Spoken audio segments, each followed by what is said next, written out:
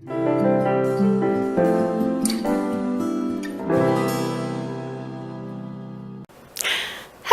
I'm Brenda Sanders-Passmore, and welcome to Health Bites. Today, I have Patricia Duran with me, and she is the founder and creative director for Women in Recovery Everywhere. In 2010, Patricia was diagnosed with PTSD, depression, and anxiety. And through her recovery, she has gathered experience-based advice on how we can better support our loved ones that may be experiencing a similar situation. Hi, Patricia. Welcome to Health Bites. Hi, Brenda. It's a pleasure to be here. Thank you. So, how do you recommend that we broach the subject when we're talking to our loved ones about mental illness?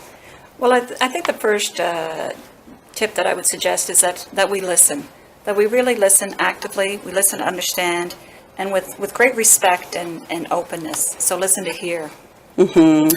The other thing that I would suggest is that we establish boundaries, our own boundaries, so that we look after ourselves when we're trying to do this, because this can be quite stressful And draining.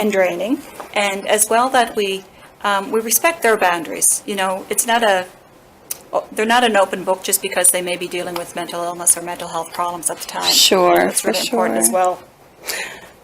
Are there any things that we should perhaps avoid saying or doing when it comes to talking about this? Yeah, the first tip that I always like to suggest is do not ignore them or the situation, because this can be very, very disheartening.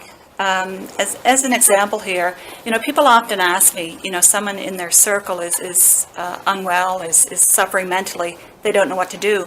So I put it back on them and I say, well, what would you do if this friend was dealing with a physical illness?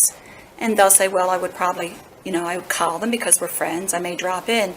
And I said, well, you do exactly the same thing. Mm-hmm. Treat them the same way, and that's that whole level of respect again. You know, it's difficult enough dealing with the stigma and the shame associated with mental illness, but when friends and family ignore us, it's even more challenging. Absolutely, for sure. Now, when do you recommend that we search out other resources? I think the sooner we can access other support, other resources, the better.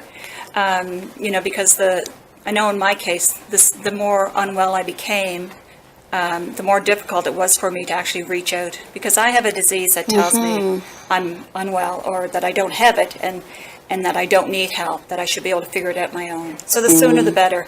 And really at all stages, you know, if we can always be keeping our tanks full by taking preventative measures, and then we're more able to seek that help, that support when we need it.